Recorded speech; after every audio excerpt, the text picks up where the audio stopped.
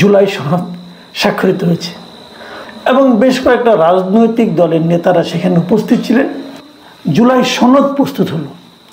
জুলাই সনদটা কি? যে এদেশের মানুষ একটা ঐকমত্যের মাধ্যমে জাতীয়ভাবে একটা একমত হয়েছে সবাই, এবং 25টা রাজনৈতিক দলের নেতা সেখানে উপস্থিত ছিলেন। 25টা। নিবন্ধিত রাজনৈতিক দলের সংখ্যা হলো এই মুহূর্তে 52টা। এই 52টার মধ্যে 25টা রাজনৈতিক দল এখানে উপস্থিত ছিলেন। তার মানে অর্ধেকেরও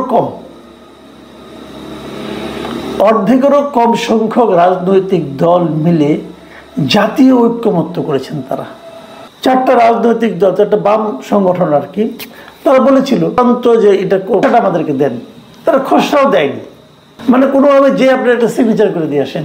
তো আপনি কি সিগনেচার করলেন এবং সেটা কিভাবে এটাকে সংবিধানের উপরে স্থান দেওয়া যাবে এবং কিভাবে কি হবে, এগুলি তারা সিদ্ধান্ত নিচ্ছে। আমাদের এই প্রধান উপদেষ্টা বলেছিলেন যে জুলাই সনদের সময় এমন কিছু ঐতিহাসিক ঘটনা ঘটবে যা নাকি পৃথিবীর মানুষ কখনো দেখেনি।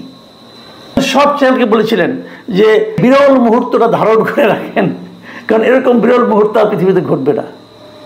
অনেকে না ইউনূস সাহেবকে বলেন কি, উনি নাকি কথার ফেরিওয়ালা, মানুষকে স্বপ্ন দেখাতে পারেন। যে স্বপ্ন উনি জাতীয় ঐকমত্য কমিশনের মাধ্যমে যে প্রস্তুতকৃত জুলাই সনদ স্বাক্ষরের জন্য যে অনুষ্ঠানের স্বপ্ন উনি জাতিকে দেখিয়েছেন 2 দিন আগে একটা জরুরি বৈঠকের নামে, সেই স্বপ্নের বাস্তবায়ন আজকে কীভাবে? তারা জুলাই যোদ্ধা, তারা এখানে বসে গেছিল, তাদেরকে লাঠি পেটা করে তুলতে হয়েছে। ধারাবাহিক দৃশ্য, এটা অবশ্যই একটা অভাবিত দৃশ্য, বিশ্ব কখনো এরকম দেখেনি যে এই জুলাই সনদটা এতই গুরুত্বপূর্ণ হবে।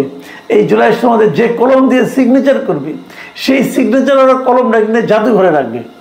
তো এই দৃশ্যগুলো কি জাদুঘরে থাকবে? যে কিভাবে একটা মানে স্বপ্নের সনদ স্বাক্ষরিত হলো। এই জুলাই সনদটা হয়েছে, এটা একটা অশ্বডিম্ব। নাহিদ ইসলাম এনসিপির প্রধান, উনি বলেছেন যে জাতির সঙ্গে প্রতারণা করা হচ্ছে, কয়েকটা কাগজে সিগনেচার করে জাতির সঙ্গে প্রতারণা করা হচ্ছে। যদি এনসিপির বক্তব্য সঠিক হয়, তো সে প্রতারণার সাক্ষী পুরো দেশ আজকে হয়েছে। এবং আমি বলবো এরকম একটা বিশাল অশ্বডিম্ব প্রসবের জন্য যে প্রসব বেদনা গত 1 বছরের বেশি সময় ধরে এই সরকার এই জাতিকে দিয়েছে, সেই বেদনা এখন আমরা ফেরত চাই। এর পেছনে যে বিপুল ব্যয় করা হয়েছে, বিদেশ থেকে যে সমস্ত বুদ্ধিজীবীকে উড়াইয়া নিয়ে আসা হয়েছে, ভাড়া করে নিয়ে আসা হয়েছে, তাদের আমরা বিচার করতে চাই। বরং তার করলোটা কি? এবং এই লোকগুলি যোগ্য ছিল না। কোনো একজন আইন বিশেষজ্ঞ, কোনো একজন সংবিধান বিশেষজ্ঞ তাদের এই সমস্ত কর্মকাণ্ডকে সমর্থন করেনি।